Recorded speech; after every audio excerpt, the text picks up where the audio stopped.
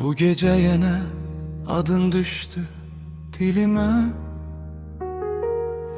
Sükut məni səndən çox yaxşı anladı.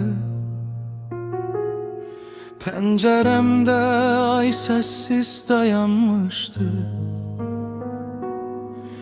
Elə bil o da səninlə danışdı.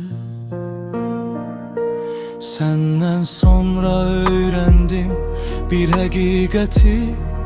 Bəzi gedişlər qapını yox, ürəyi bağlayır.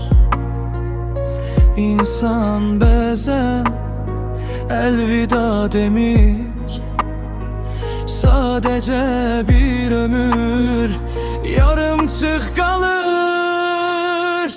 Gecə səninlə danışdı, mən səssizcə dinlədim. Ay xatirələrimizi işığında gizlətdi.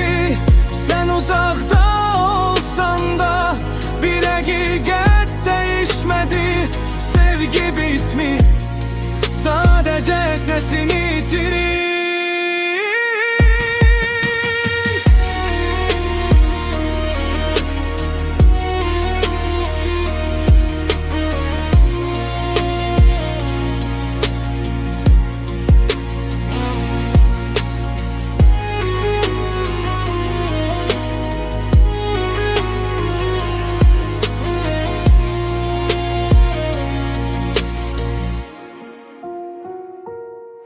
Səni axtarmıram artıq küçələrdə. Çünki izlərin ürəyimdə yaşayır.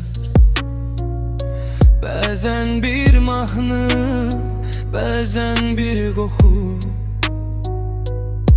səni yenidən mənə qaytarır.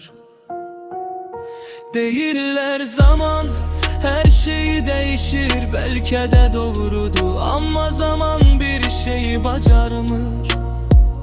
Həqiqətən sevilən insanı unutturmağı.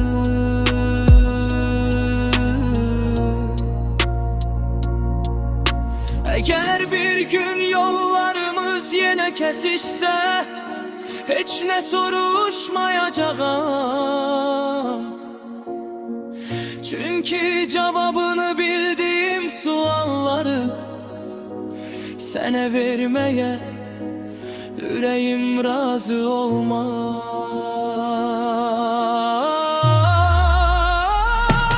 Gecə səninlə danışdı, mən yenə sustum. Çünkü bəzi sevgilər qovuşmaq üçün deyil, insanın içində işıq kimi yaşamaq üçündür.